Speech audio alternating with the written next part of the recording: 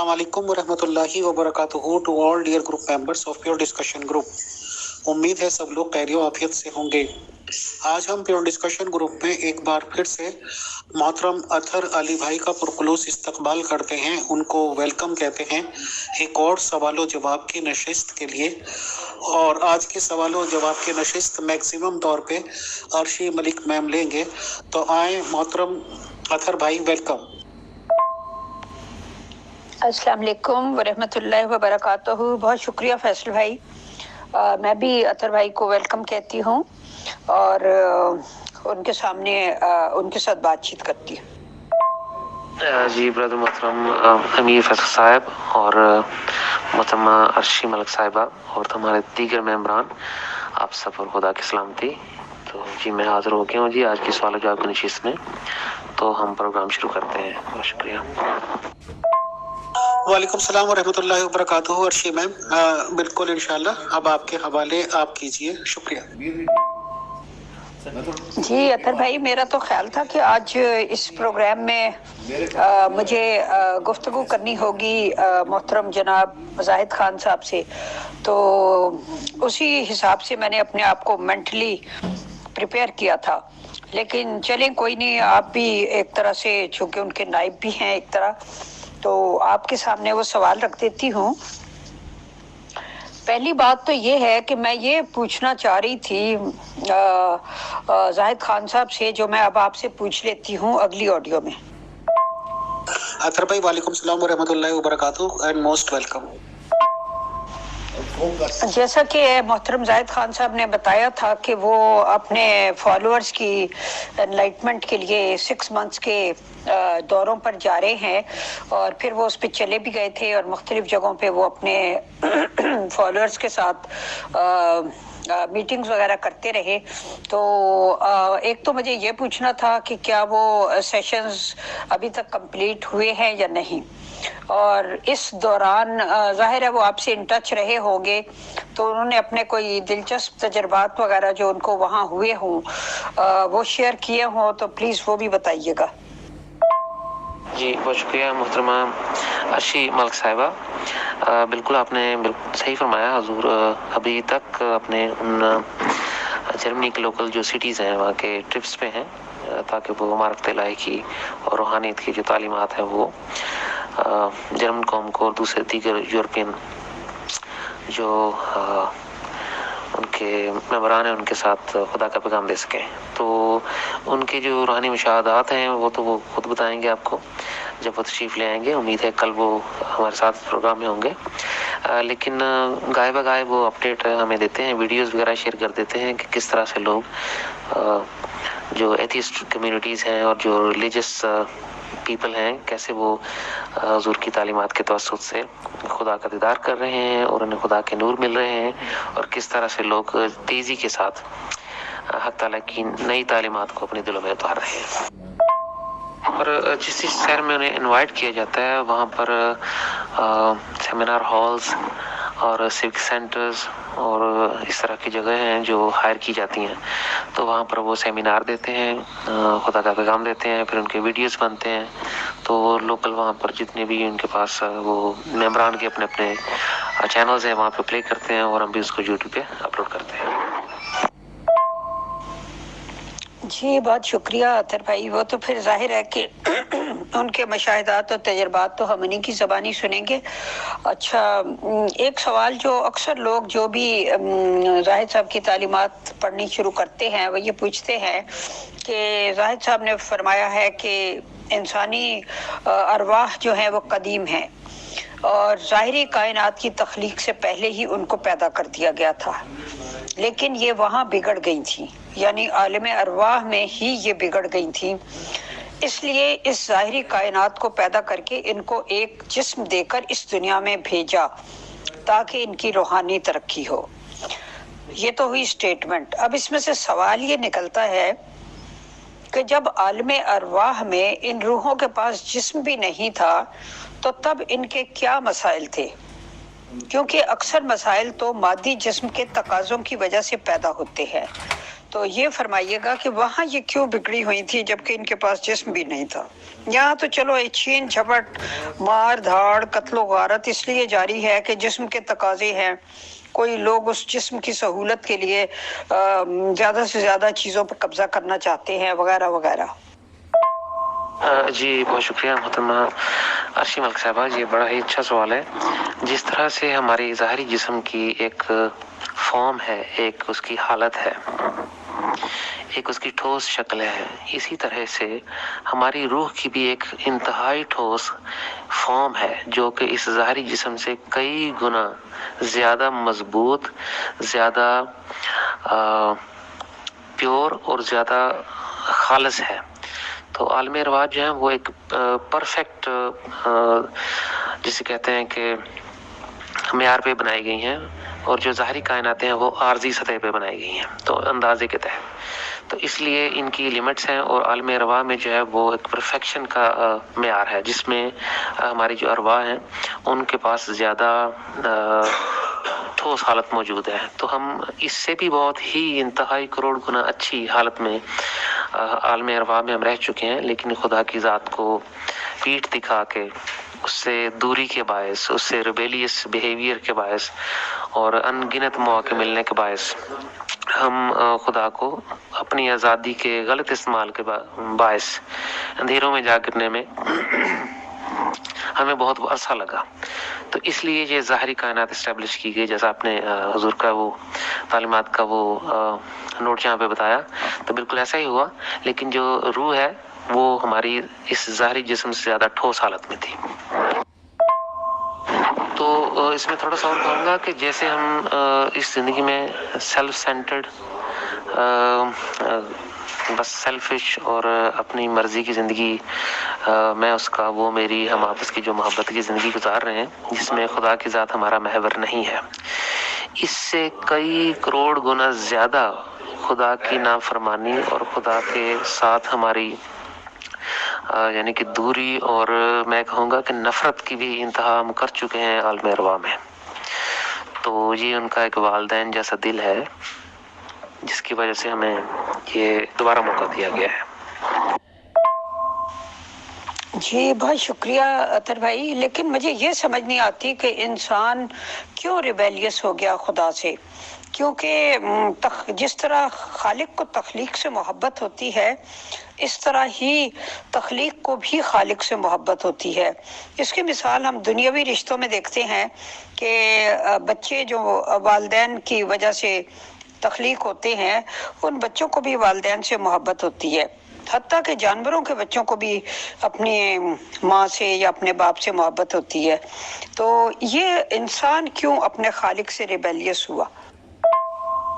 جیسا کہ ہمیں حضور محترم قبلہ صلی اللہ علیہ وسلم کی تعلیمات سے بتایا گیا ہے کہ جب خدا کی ذات نے اس نور کے مادے کو خود سے جدا کیا اور ایک آزادی کا عنصر اس میں رکھا، اور اپنے آپ سے یہ وعدہ کیا کہ میں کبھی بھی اس سے یہ آزادی واپس نہیں لوں گا، تو یہ اس کی ذات کا اپنے آپ سے ایک وعدہ تھا۔ اب اس مادے سے، اس نور کے اس مادے سے جس سے ہماری تخلیقات کی گئی ارواح کی، ان کے یہ اندر مین ایلیمنٹ آزادی تھا کہ آپ کسی کو مجبور کر کے اس کی محبت نہیں لے سکتے۔ محبت کا والہانہ ہونا اسی بات پہ مبنی ہوتا ہے کہ کوئی شخص اپنی مرضی سے آپ سے محبت کرے۔ اگر خدا فطری طور پر یعنی کہ اپنے زور طاقت سے کسی کے اندر اپنی محبت رکھ دے تو بھی یہ ناانصافی ہے۔ کوئی شخص اپنے جس کے پاس چوائس ہی نہیں کسی کو خدا کو محبت نہ کر سکے تو وہ مجبوراً کرے گا کہ اس کے اندر خدا نے وہ اپنی طاقت سے اس کے اندر محبت رکھ دی ہے۔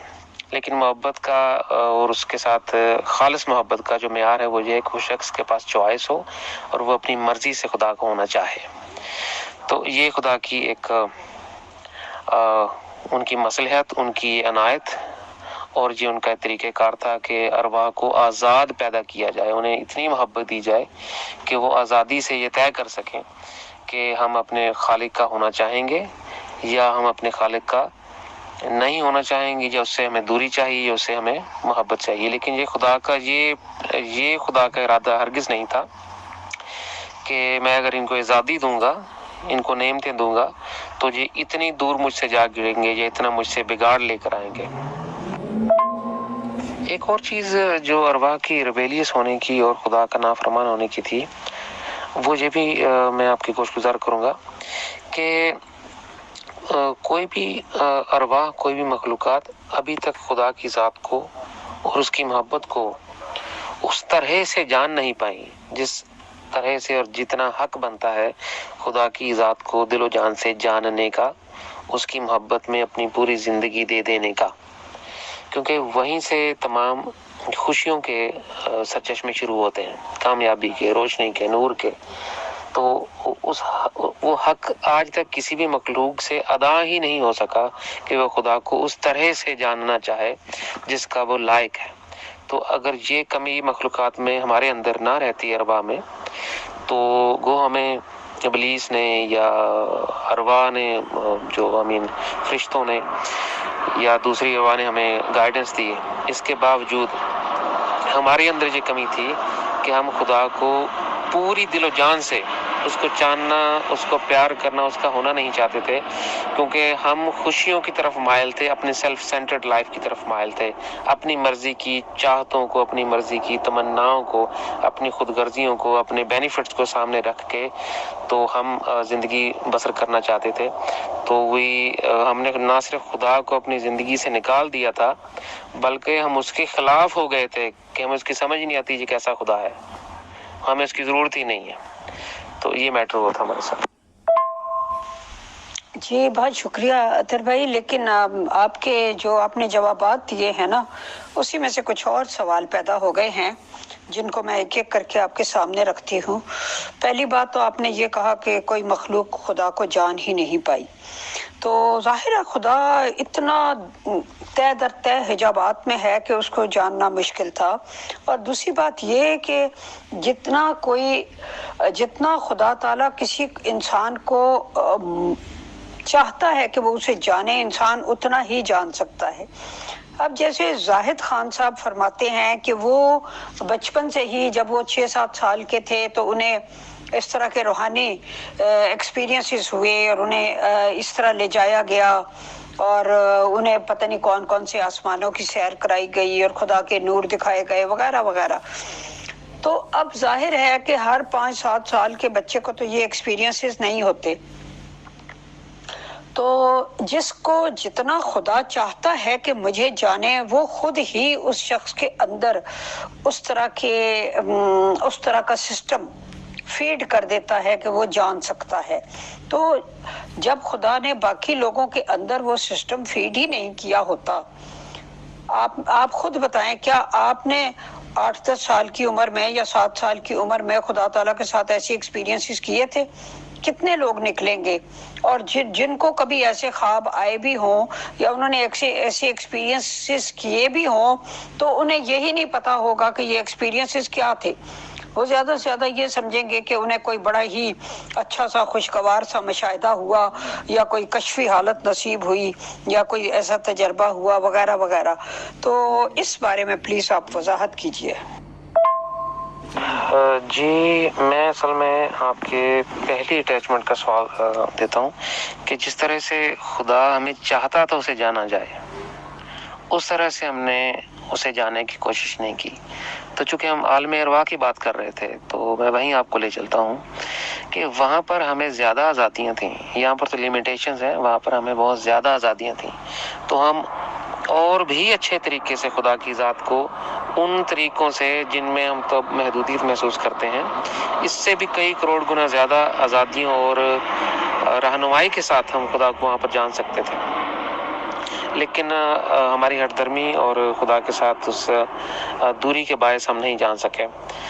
جہاں تک تعلق ہے، جیسے آپ نے زاہد خان صاحب کی مثال دی کہ کسی کو بچپن میں شاہدات ہوں یا جیسے زاہد خان صاحب کو چن لیا گیا، تو اس میں آپ کو اگلے میسج میں جواب دیتا ہوں کہ اس میں جو پاسبلٹیز ہیں وہ ہر شخص کے ساتھ کیسے ایکول ہیں۔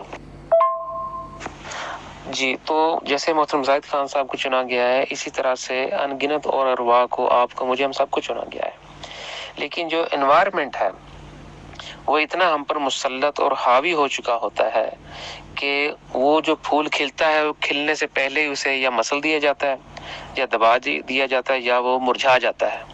ورنہ چونکہ ہم جیسے میں نے عرض کیا ہم خدا کی ذات کو اس طرح سے نہیں جانتے جس طرح سے وہ ہمیں چاہتا ہے کہ اسے جانا جائے. اس لیے ہمیں یہ ہماری یہ لا علمی ہے کہ ہم ناواقف ہیں کہ خدا کی ذات کبھی بھی بے انصافی نہیں کرتی. وہ ہمیشہ اپنی ذمہ داری پوری سر انجام کرتی ہے. تو یہ ہو ہی نہیں سکتا کہ خدا کی ذات اس دنیا میں کسی روح کو بھیجے اور اس کی پھر وہ ذمہ دار نہ ہو. ہدایت پہنچ جاتی ہے، بے شک وہ بچپن میں آئے، جوانی میں آئے یا بڑھاپے میں آئے، وہ اپنی محبت کی نشانی، اپنا کلام، اپنی ہدایت کسی زبان میں، کسی وقت، کسی دور میں وہ پہنچا کر ہی آپ کو ذمہ داری پوری کرتا ہے.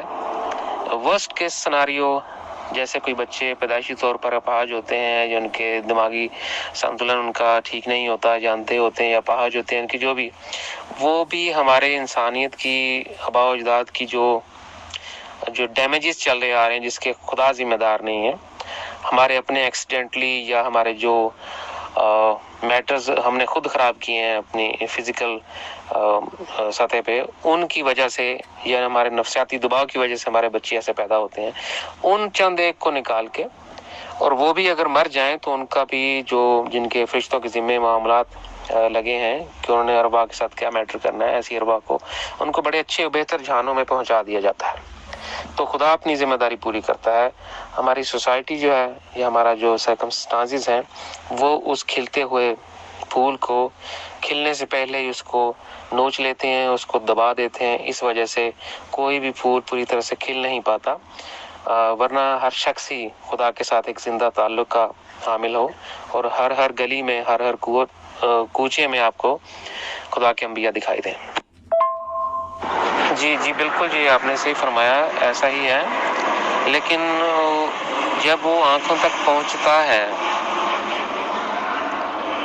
اس کے ہماری آنکھوں تک پہنچنے سے پہلے ہماری آنکھیں اسے دل میں اس طرح سے ٹٹولیں، اس طرح سے اپنے دل کے دریچے پہ دستک دیں کہ خدا کی ذات اس محبت سے، اس الفت سے ہمارے جتنے بھی پردے ہیں وہ ایک ایک کر کے سارے اٹھا دے جو ہماری طرف سے حائل ہیں. لیکن اس کے لیے یہ بھی بتایا گیا ہے کہ ہم نے دستک کیسے دینی ہے. The one who knocks the door will be open for him. یہ بھی لکھا ہے جی بائبل میں.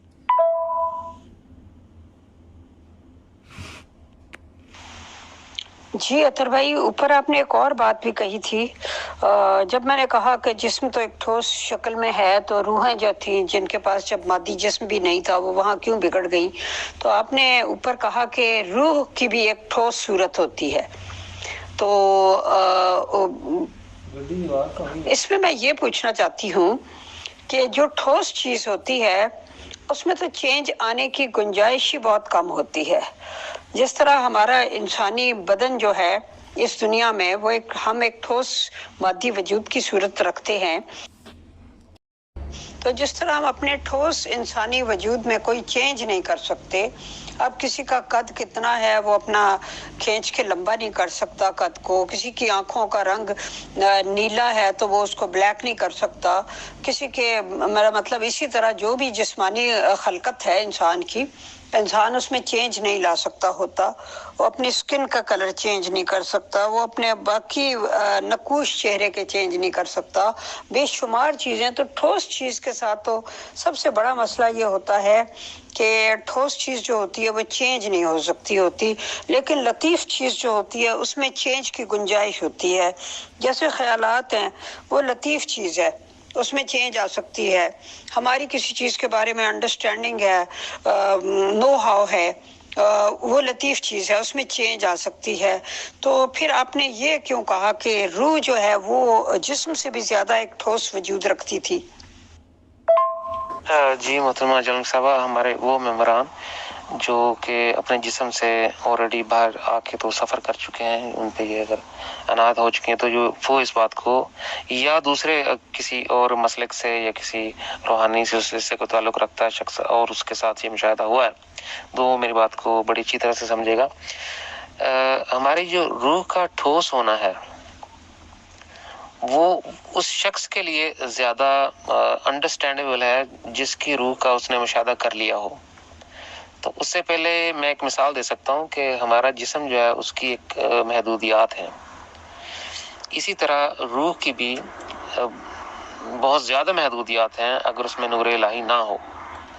تو جیسے ہی روح کے اندر خدا کی ذات کا نور آتا ہے تو اس کی فارم، اس کا کاسمیٹک وہ چینج ہوتا ہے۔ اس کی خدا کی ذات نے ایک فاؤنڈیشن ایسی رکھی ہے کہ وہ یہاں پر ہم جوان ہو گئے، اس کے بعد پھر بوڑھے ہو گئے تو مر گئے۔ یہاں پر ہماری ایکسپائری اور ڈیوریشن ہے، روح کی کوئی ایکسپائری کوئی لمٹ نہیں ہے، وہ ہمیشہ رہنے کے لیے پیدا کی گئی ہے۔ تو اس کا آرکیٹیکچر پلان، اس کی creation recipe it's different than our human body, یعنی ہماری جو ایکسٹرنل باڈی ہے، تو اس کو کسی اور ہمیشہ رہنے کے اس پروجیکٹ پہ تیار کیا گیا ہے۔ اس کا ٹھوس ہونا اس طرح سے ہے کہ اگر آپ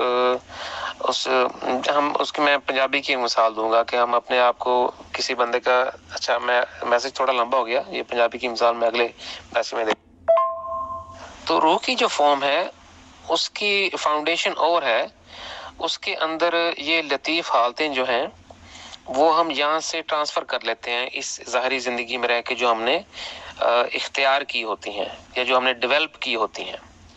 تو اس روح کے اندر اتنی کوالٹیز ہیں، اس روح کے اندر جیسے ایک راکٹ ہے، وہ بہت ہی تیز سپیڈ سے سفر کر سکتا ہے، اس میں صرف آپ نے وہ میٹیریل، وہ ریسیپی، وہ اپنی ایندھن رکھنا ہے۔ تو وہ جو ایندھن ہے وہ خدا کی ذات کا وہ نور ہے جو خدا نے ہماری روحوں کے لیے پیدا کیا ہے، ان روحوں کے اندر رکھ دیتا ہے خدا، جن کی خدا کے ساتھ محبت اور مطابقت آ جاتی ہے۔ تو جسم کی ریکوائرمنٹ اور اس کی ضرورت اور تھی، ارواح کو کسی اور مقصد کے لیے پیدا کیا گیا تھا۔ تو ہم اپنے جسم کو اور اس کے اوپر پہنے ہوئے لباس کو ہم ایک جیسا نہیں سمجھ سکتے۔ لباس تو ایک لباس ہے، وہ بھی ٹھوس ہے، لیکن اس کے اندر جب ہم اس کو پہن لیتے ہیں تو ہم بھی ٹھوس ہیں، بلکہ اس لباس سے زیادہ ٹھوس ہیں جو ہم نے پہن رکھا ہے۔ تو body is like a suit and our spirit is like a person who is living inside human suit. چلیں، بہت شکریہ۔ میں اس بات کو بعد میں دوبارہ بھی سن کے سمجھنے کی کوشش کروں گی۔ فی الحال میں اگلا سوال آپ کے سامنے پیش کرتی ہوں۔ آپ نے اوپر کہا کہ جس طرح خدا چاہتا تھا کہ اسے جانا جائے، اس طرح ہم انسان اسے جان نہیں پائے، اور یہ اس لیے ہوا کہ انسان کی ہٹ درمی کے باعث ہوا کہ انسان خدا کو جان نہیں پایا اور خدا کا نہیں ہو سکا۔ تو سوال یہ پیدا ہوتا ہے کہ انسان میں کیا نشانی ہوتی ہے جس سے یہ پہچانا جائے کہ وہ خدا کا ہو چکا ہے؟ کیونکہ ہم ہر مذہب میں ایسے خدا رسیدہ لوگوں سے ملتے ہیں جو کہ خدا کے ہو چکے ہوتے ہیں۔ ظاہر ہے وہ لوگ کم ہوتے ہیں، تعداد میں بہت کم ہوتے ہیں، اور نایاب اور نادر چیزیں ہمیشہ تعداد میں کم ہی ہوتی ہیں، جبھی تو ان کی ویلیو ہوتی ہے۔ تو اس طرح کے لوگ لیکن ہمیں ہر مذہب میں اور ہر فرقے میں، بلکہ مذہب سے دور بھی مل جاتے ہیں، جو خدا کے ہو چکے ہوتے ہیں۔ تو آپ کے خیال میں کیا نشانی ہو کسی شخص میں جس سے ہم اسے پہچان سکیں؟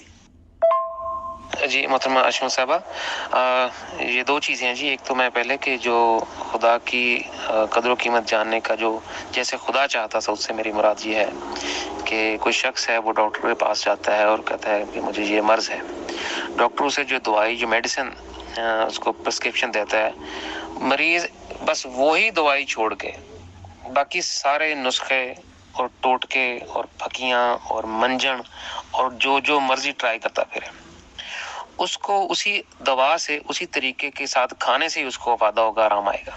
تو جس طرح سے جب خدا کی ذات نے جو تعلیمات دیں، اگر لوگوں نے اس وقت ان کو اسی طرح سے لیا تو ان کو خدا کی قدر و قیمت میں بھی اپنی روحانی گروتھ نظر آئی، اور ان کو خدا نے انعامات بھی دیے، جیسے کہ جب ابراہیم سے خدا کی ذات خوش ہوئی، there were so many people like him too, they have achieved something، اور جب انہوں نے کچھ اچیو کیا، خدا کی قدر و قیمت میں انہوں نے کچھ کیا، کچھ سفر کیا، کچھ اچیومنٹ کو، انسانیت کی بھلائی، کچھ اپنی کوشش کی، تو خدا نے ان کو اسی دنیا میں اپنی قدر و قیمت کے انعامات بھی دکھا دیے اور ان کے ساتھ وعدے بھی کر لیے جو ابھی تک خدا پورے کر رہا ہے۔ تو یہ تھا جس طرح سے خدا کی قدر و قیمت، جیسے اب زاہد خان صاحب کی تعلیمات آئی ہیں، ان کو اگر کوئی خدا کی تعلیمات جان لیتا ہے کہ یہ خدا کی طرف سے ہیں لیکن I am not interested, so how he گنا گیٹ دا انلائٹمنٹ، اس کو خدا کی قدر و قیمت کا کیسے پتہ چلے گا؟ اب آپ کے دوسرے سوال کا جواب، اس کا طریقہ، چونکہ ہم اکثر و بیشتر اسلام کے بیک گراؤنڈ سے آئے ہیں، تو ہمیں صاف صاف قرآن میں بتایا گیا ہے کہ جو شخص خدا کے نام پہ خدا کی بات کرے اس سے وہ پیغام لے لو. اور یہ پوری طرح سے بڑی ہی آسان سی ایک تھیوری ہے جو انسان کو سمجھ آتی ہے، کسی بھی بیسک عقائد رکھنے والے شخص کو جو خدا پہ ایمان رکھتا ہے خدا کی ذات ہے، کہ جب کوئی شخص خدا کی طرف سے آئے گا اور وہ خدا کی بات کرے گا، اگر وہ غلط ہوا تو بھئی ہم نے تو خدا کے لیے اس کو جانا تھا، ہم نے تو خدا کے لیے اس کی بات مانی تھی، ہم نے تو خدا کے راستے پہ خدا سے ملنے کے لیے خدا کی الفت میں اس کا ہاتھ تھاما تھا. اب اگر وہ شخص غلط نکلے گا تو وہ ذمہ دار ہوگا. یہ ترازو ہمارے ہاتھ میں کبھی بھی کہیں بھی کسی بھی دور میں نہیں دیا گیا.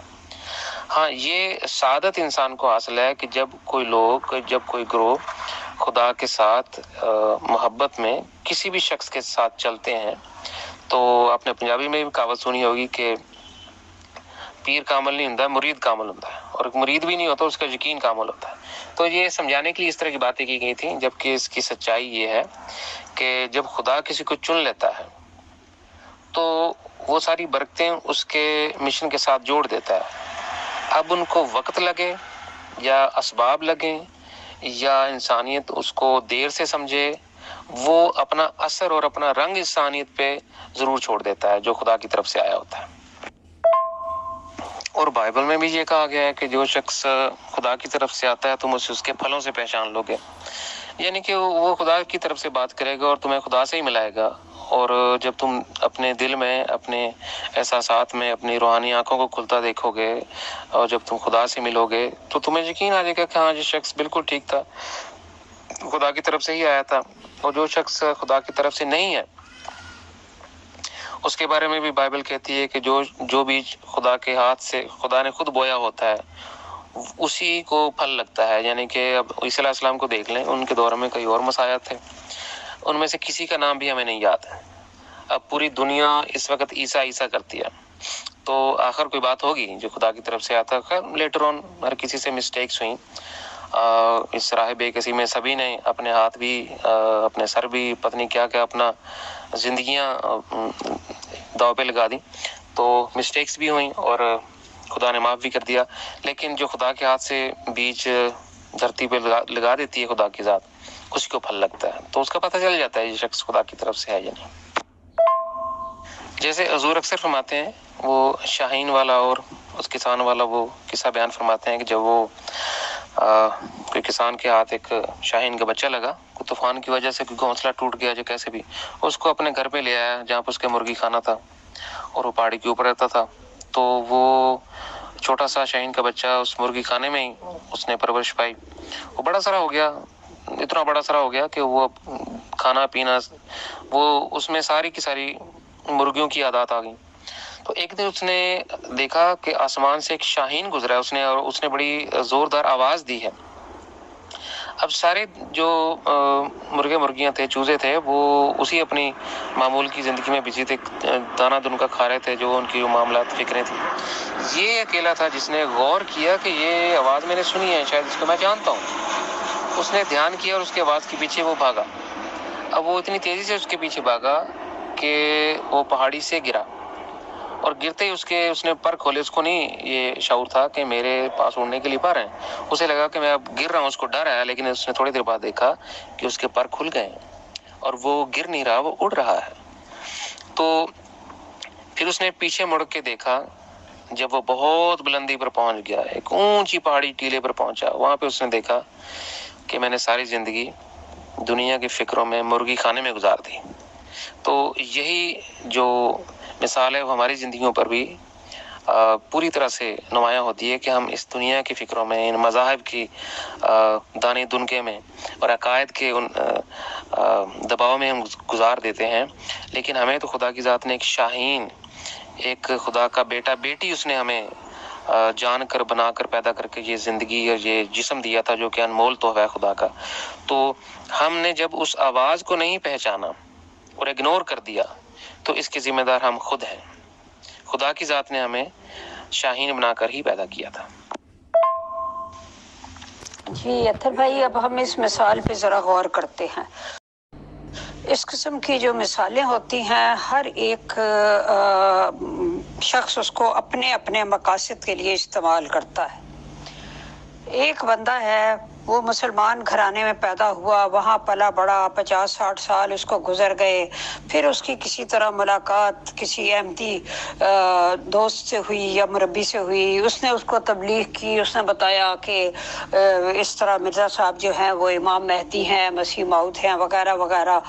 اس شخص نے سوچا کہ او ہو، میں نے تو ساری زندگی ایک مرغی خانے میں گزار دی۔ وہ مرزا صاحب پہ ایمان لے آیا، جماعت احمدیہ میں شامل ہو گیا۔ اس کو لگا کہ میں وہ شاہین کا بچہ تھا جس کے پر تھے، جو اڑ سکتا تھا، اور اب مجھے موقع ملا، اور خدا نے مطلب میرے اندر جو جبلت تھی شاہین کی، اور میں اس مرغی خانے سے نکل آیا۔ ایک آدمی احمدیوں میں سے نکلتا ہے، وہ اسلامی تعلیمات کا مطالعہ کرتا ہے، وہ احمدیت چھوڑ کے مسلمان ہو جاتا ہے، وہ کہتا ہے کہ او میرے اندر تو سچائی کی آواز موجود تھی، میں ایک شاہین تھا جس نے مرغی خانے میں زندگی بسر کر دی۔ ایک بندہ مسلمان سے کرسچن ہو جاتا ہے، مسیحیت میں، وہ کہتا ہے او مائی گاڈ، میں نے ساری زندگی ایک ایسے مذہب میں گزار دی جہاں پہ سختی بہت زیادہ تھی اور ایک متشدد قسم کا ماحول تھا، اور دیکھو میں ایک پیس کے ریلیجن میں آ گیا، میں ایک شاہین تھا بیسیکلی، میں نے مرغی خانے میں زندگی گزار دی۔ اسی طرح اس کو جتنا بڑھاتے جائیں، ہر بندہ جو اس قسم کا ایکسپیرینس کرتا ہے وہ اس مثال کو بڑے ہی آرام سے اپنے اوپر فٹ کر سکتا ہے۔ مثالوں کا مسئلہ یہ ہوتا ہے کہ اگر ایک گہری نظر سے دیکھا جائے تو جس کا جی چاہے وہ اس مثال کو کھینچ تان کے اپنے اوپر فٹ کر لیتا ہے۔ اب جو لوگ مختلف مذاہب سے نکل کے زاہد خان صاحب پہ ایمان لا رہے ہیں تو انہیں لگتا ہے کہ او ہو، ہم مذہبوں کے چنگل میں کس مرغی خانے میں ساری زندگی پھنسے رہے، ہم تو شاہین تھے، ہم تو اڑنے کے لیے پیدا ہوئے تھے، لہٰذا ہم ان سب مذاہب کو ایک طرف پھینک کر پرواز کی کوشش کرتے ہیں۔ اس بارے میں آپ کیا فرماتے ہیں؟ جی محترمہ اشفاق صاحبہ، بڑا ہی نزدیک سے آپ نے اس مثال کا جائزہ لیا اور سوال سامنے لے کے ہیں، بہت شکریہ آپ کا۔ سب سے پہلے تو دیکھیں، اس مثال پہ چونکہ سوال ہے تو میں اسی کی دوبارہ تھوڑی ڈیٹیل میں جاتا ہوں کہ اگر کوئی شخص کسی بھی فرقے مسلک سے نکل کے تو اپنی روحانی پرواز شروع کرتا ہے، then he can claim the same example which I have given، کہ وہ مرغی خانے سے نکل کے تو اب شاہین بن گیا ہے۔ ایک شخص مرغی خانے سے نکل کے دوسرے مرغی خانے میں آ جائے، how can he claim that he became an ego؟ تو اس کو اسی لیے مثالوں کو سمجھنا بہت ضروری ہے، ان کو اپلائی کرنا اتنا ضروری نہیں ہوتا۔ اس لیے ہم ہمارے کلچر میں، بلکہ میں یہ کہوں گا کہ مذاہب کے جتنے بھی اس دنیا میں کلچرز ہیں وہ سیلیبریٹ کرتے ہیں تعلیمات کو، ان کو سمجھتے یا ان کو اپناتے نہیں ہیں۔ تو ورنہ ایک مثال، ایک سانحہ، ایک ایگزامپل ہی کافی ہوتی ہے انسان کی زندگی بدلنے کے لیے۔ اور جیسے سوالات آپ کرتی ہیں تو آپ نے، خدا نے آپ کو ہنر دیا ہے، آپ کا ایک سوال جو آپ نے ابھی پوچھا ہے یہی کئی لوگوں کی زندگی بدل سکتا ہے۔ تو یہ اٹ ڈیپینڈس۔ اب اس کا دوسرا پہلو میں آپ کے ساتھ گوش گزار کرتا ہوں۔ جناب محترم زاہد خان صاحب کی تعلیمات اور مذاہب کی تعلیمات میں جو سب سے نمایاں فرق ہے کہ جتنے بھی آج تک مذاہب آئے ہیں وہ بلیو کرنے کو، ایمان لانے کو کہتے ہیں۔ اچھا میرا پہلے یہ ایمان تھا، اب میرا یہ ایمان ہے، اچھا اب میرا یہ ایمان تھا، اب میرا یہ ایمان ہے۔ تو ایمان سے ایمان تک کی یہ جسے کہتے ہیں کہ مائگریشن ہوتی رہی ہے، جو ہو چکی ہے، جو ہو گئی ہے کسی کی تو ٹھیک ہے، لیکن ایمان سے آگے کا سفر جو ہے، یعنی کہ اپنی کھلی نگاہوں سے اپنی روح کی پرواز، اس کے اندر نوروں کا آ جانا، خدا کی ذات کے ساتھ آپ نے ایک محبت بھرا سفر کیا ہو، فرشتوں سے بات کی ہو، اپنے اینسسٹرز کے ساتھ آپ بیٹھے ہوں، ارواح کے ساتھ، فرشتوں کے ساتھ، بالا جنتوں کے ساتھ، اور خدا کے راز الہی آپ نے مزید سے مزید تر جانے ہو، خدا کے ذات آپ کو مستقبل میں سفر کرا رہی ہو. So that is a totally different claim.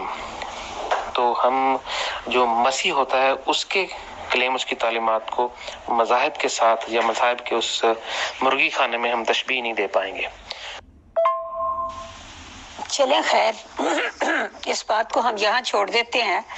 ہم آپ کی بات مان لیتے ہیں اور آگے چلتے ہیں، کیونکہ مقصد کج بحثی نہیں ہوتا. مقصد ایک حقیقت کو اپنے اپنے اینگل سے جس طرح انسان دیکھ رہا ہے اس طرح سننے والوں کے سامنے پیش کرنا ہوتا ہے. اب میں اگلے سوال کی طرف آتی. زاہد خان صاحب نے ایک کتاب سائنس اینڈ اسپرچویلٹی بھی لکھی ہے، تو میں یہ پوچھنا چاہتی ہوں کہ کیا روحانی تجربات کو کبھی وقت آئے گا کہ سائنسی تجربات کے ذریعے پروف کیا جا سکے؟ جیسے ایسی مجھے اتنا زیادہ نہیں پتا، maybe I am wrong, ایسی مشینیں ہیں، ایجاد ہو گئی ہیں جو اگر انسان کے سر کے ساتھ کچھ چیز لگا دی جائے تو، یا اس کے دل کے ساتھ، تو جب انسان جھوٹ بولتا ہے تو اس کے دل کی دھڑکن تیز ہو جاتی ہے اور وہ مشین جو ہے وہ کیپچر کر لیتی ہے کہ یہ انسان جھوٹ بول رہا ہے. یا جس طرح ڈپریشن ہوتی ہے تو انسان کے دماغ میں کوئی کیمیکل زیادہ ہو جاتا ہے یا پتہ نہیں کم ہو جاتا ہے، تو اس کا سراغ لگا لیا جاتا ہے کہ جی اس وجہ سے اس کو ڈپریشن ہو گئی ہے. اس کیمیکل کو اگر متوازن کر دیا جائے تو ڈپریشن ختم ہو جاتی ہے، اس کے لیے دوائیاں وغیرہ دی جاتی ہیں. اس طرح کی چیزیں، مجھے بہت زیادہ سائنسی چیزوں سے معلومات نہیں ہے، لیکن اگر میں کچھ غلطی کروں تو درگزر کیجیے گا. میرا مقصد یہ ہے اپنے سوال کی نوعیت کو آپ کو سمجھانا ہے کہ میں جاننا کیا چاہ رہی ہوں. تو میرا یہ مقصد ہے کہ یہ جب انسان ایک روحانی پرواز کرتا ہے، روحانی تجربات کرتا ہے، مشاہدات کرتا ہے، تو اگر اس وقت سائنسدان اس کے دماغ کے ساتھ یا اس کے دل کی دھڑکن کے ساتھ یا اس کی نبض کے ساتھ کوئی ایسا آلہ منسلک کر دیں جس سے اندازہ ہو کہ یہ اس مادی دنیا سے نکل کے کسی اور طرف پرواز کر رہا ہے، یا یہ کیا دیکھ رہا ہے یا کیا سوچ رہا ہے، کیا کبھی ایسا ممکن ہوگا؟ جی محترمہ ارشمہ صاحبہ، بالکل آپ نے صحیح فرمایا. یہ بک میں نے بھی پڑھی ہے اور اس میں اور بہت سارے قیمتی جو راز الہی ہیں، اور وہ بھی انسانیت کو، ہم بزی ہیں ان کی ٹرانسلیشن کے لیے، ان قریب اردو زبان میں بھی آ جائے گی یہ کتاب. تو بالکل جی ایسے ہی ہوگا. انسانیت پہ اللہ تعالیٰ کی جنتوں کی اتنی عنایت ہوگی کہ پچھلے 6000 سال میں اتنی ترقی نہیں ہوئی سائنس کی جتنی کہ اگلے چند سالوں میں ہو جائے گی جیسی خدا کی بادشاہت کا زمانہ شروع ہوگا. اچھا جی، تو اب ہم زاہد خان صاحب کی مثال لے لیتے ہیں. سائنس اور ٹیکنالوجی تو سینسز اور سینسرز وہ آپریٹ کرتی ہیں، یعنی کہ سینسز کو ریسرچ کر کے اس کے بعد وہ سینسرز بناتے ہیں. ان سینسرز کے ساتھ وہ ان گرافس کو ریچ آؤٹ کرتے ہیں کہ ہاں اس سے یہ ثابت ہو رہا ہے، اس سے یہ، تو وہ ٹیکنالوجی ان کے پاس ہے، وہ کر لیتے ہیں.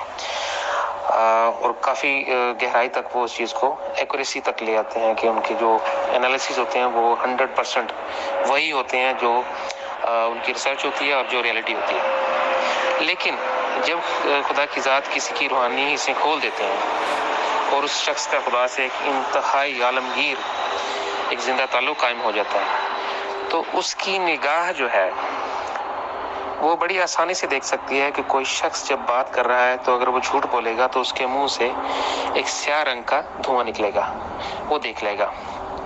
بلکہ یہاں تک کہ اگر کوئی شخص سوچ رہا ہے اور وہ جو سوچ رہا ہے اس کی نگاہوں سے دیکھ کر وہ شخص یہ بھی جان لے گا کہ یہ سوچ کیا رہا ہے. اب میں آپ کو ایک اگلی سطح دکھاتا ہوں جس میں خدا کے ساتھ کاملیت کی بہت قریب تر منزل پہ انسان فائز ہو تو کیا ہوتا ہے. جیسے معتزہ خاص صاحب جب خدا کی محبت میں ایک وجدانی محبت کے کسی سفر میں ہوں اور کوئی ایسی گھڑی ہو ان کے دل کے اوپر کہ جب خدا کی ذات ان کے سامنے ہو اور خدا کی ذات اس لمحے میں کچھ چھپانا بھی چاہے تو وہ زاہد خان صاحب سے نہیں چھپا پائے گی.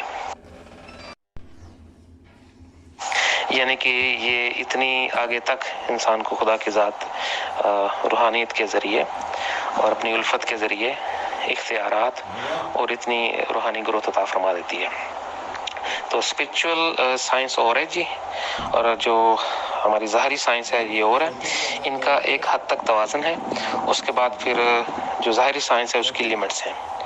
تو جہاں تک ان سے کام لیا جائے گا، ظاہری سائنس ہماری زندگی کو آسان بنائے گی اور انسان کو اتنا وقت ضرور دے گی، اتنی سہولت ضرور دے گی کہ وہ اپنے اوقات کو، اپنی اس چھوٹی سی زندگی کو پوری طرح سے دل و جان سے اور پورے زور کے ساتھ خدا کو دے سکے، وہ پورا وقت خدا کی یاد میں، اس کے کاموں میں، اس دنیا کو اور اپنی روح کو بہتر بنانے میں صرف کر سکے. جواب تو صحیح دیتا ہے.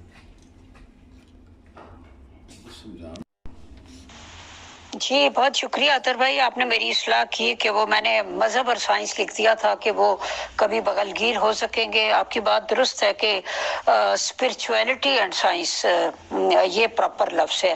اب میں آج کا آخری سوال آپ سے پوچھتی ہوں اور اس کے بعد ہم انشاءاللہ تعالی اس کو ختم کر دیں گے. پھر اگر فیصل بھائی یا آڈینس میں سے کوئی سوال کرنا چاہے تو وہ کر سکے گا. تو آج کا لاسٹ کوسچن یہ ہے کہ عام طور پر صوفیہ پرانے بھی اور میرا مطلب ہے مرشد کی ضرورت پر بہت زیادہ زور دیتے رہے کہ انسان کا کوئی مرشد ضرور ہونا چاہیے. لیکن سوال یہ ہے کہ نقلی مرشدوں سے بچنے کی بھی وہ ساتھ ساتھ تلقین کرتے رہے ہیں. اب عام آدمی جو ہے وہ یہ پوچھتا ہے کہ اصلی اور نقلی مرشد کی پہچان جو ہے وہ ہمیں نہیں ہے، ہم اس پہچان سے عاری ہیں. ہم کس طرح سے پہچان کریں کہ کون سا مرشد اصلی ہے اور کون سا نقلی ہے؟ جیسے کہ ہیرا اور زرکون دیکھنے میں ایک لگتا ہے، لیکن کوئی ماہر جوہری سمجھ سکتا ہے کہ یہ ہیرا ہے اور یہ زرکون ہے. اس طرح پیتل اور سونا دیکھنے میں ایک لگتے ہیں، ایک جیسے لگتے ہیں. پھٹکری کی ڈلی اور مصری کی ڈلی دیکھنے میں ایک جیسی لگتی ہے. تو اس کائنات میں بہت سی چیزیں ہیں جو دیکھنے میں ایک جیسی لگتی ہیں لیکن ان کی حقیقت کا پتہ نہیں ہوتا. تو آپ یہ فرمائیے کہ کس طرح سے انسان اصل اور نقل میں پہچان کرے. جی بہت ہی عالمگیر کویشچن ہے. تمام انسانیت، تمام مخلوقات پہ یہ پوری طرح سے لاگو ہوتا ہے. تو اس کے لیے میں آپ کو بائبل میں لے جاؤں گا. جب نبی عیسیٰ تشریف لائے اور انہوں نے مسیحیت کا دعویٰ کیا، اب آپ کو یہ مثال یاد آ چکی ہوگی، پورا آپ نے وہ قصہ پڑھا ہوگا. جب انہوں نے اپنا دعویٰ پیش کیا تو جو نبی یحییٰ تھے انہوں نے کہا کہ یہودی تعلیمات کے مطابق، یعنی کہ موسوی شریعت کے مطابق، حضرت الیاس یعنی الایہ has to come and he will mention who is the Messiah. اگر تو مسیح ہے اے عیسیٰ، اگر تو مسیح ہے then where is Elijah؟ اگر آپ وہ مسیح ہیں جس کا ہماری الہامی کتابوں میں نبوت ملتی ہے تو اس کی پیشین گوئی جو تھی وہ الایہ کے ساتھ جڑی ہوئی تھی، تو وہ کہاں ہے؟ تو they prove his claim to be evil، سولی پہ چڑھا دیا and whatsoever. لیکن جو جواب دیا تھا وہاں پر حضرت عیسیٰ نے وہ بہت کمال کا تھا. وہ جب بھی ملتے تھے یہی جواب دیتے تھے. زیادہ ملاقات نہیں، لیکن چند وہ جب ملے انہوں نے یہی جواب دیا. انہوں نے کہا کہ اے یحییٰ تو خدا سے دعا کیوں نہیں کرتا؟ تو ہم لوگ جب دل و جان سے، پورے ارمان سے اور اپنی پوری ہمت سے، جسے ہمیں سچائی کی تلاش ہو جیسے مچھلی کو پانی کی، اس طرح ہمیں اس طلب کے ساتھ جب ہم خدا سے دعا کریں گے تو یہ خدا پہ واجب ہو جاتا ہے کہ اس سوال کا جواب دے اور رہنمائی دے. تو آپ کا بہت شکریہ جی.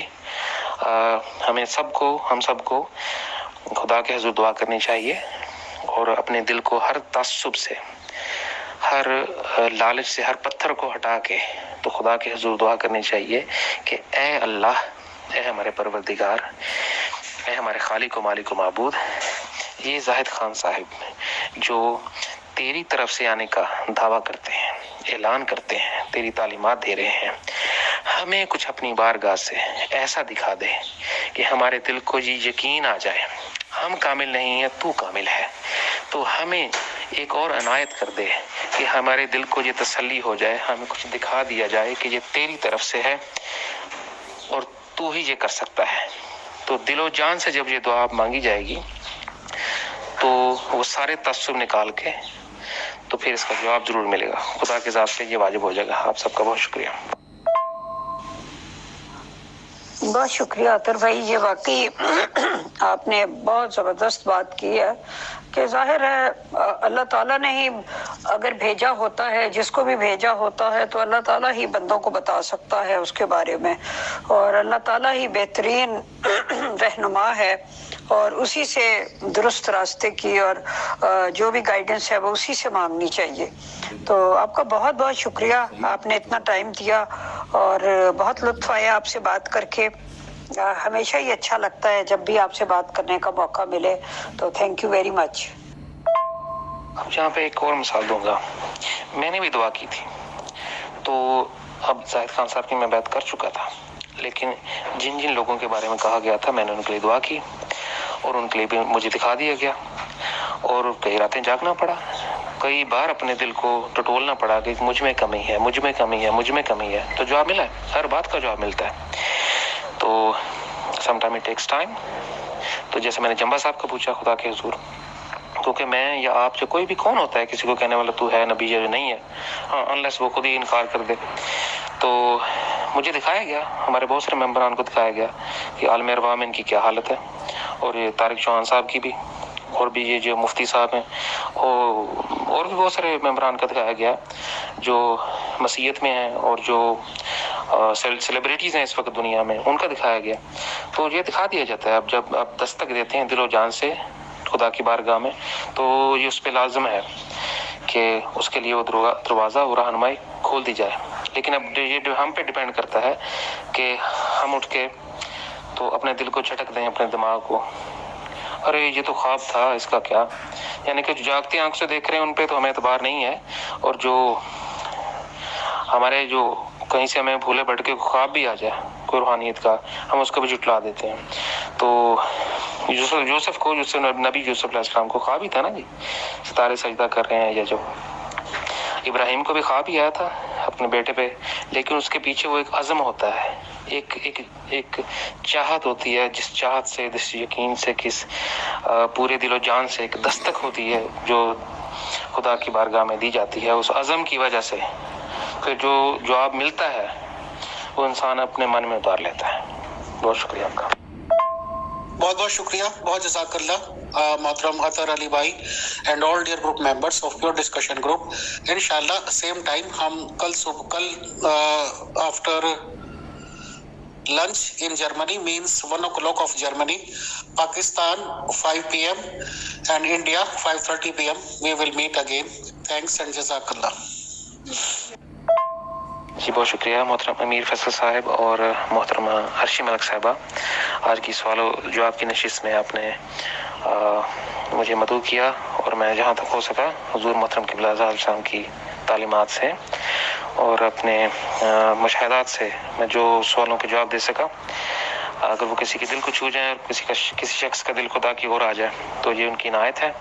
اگر کوئی کمی رہ گئی ہو تو وہ سراسر میری غلطی ہوگی، تو اس کے لیے میں خدا کے حضور معذرت چاہوں گا آپ سب سے بھی. بس دعا گو رہے ہیں میرے لیے بھی. تو کل آپ کو اسی سوال و جواب کی نشست میں محترم قبلہ علیہ السلام کے ساتھ اسی پروگرام میں ملیں گے. اپنا خیال رکھیں جی. سب کو خدا حافظ.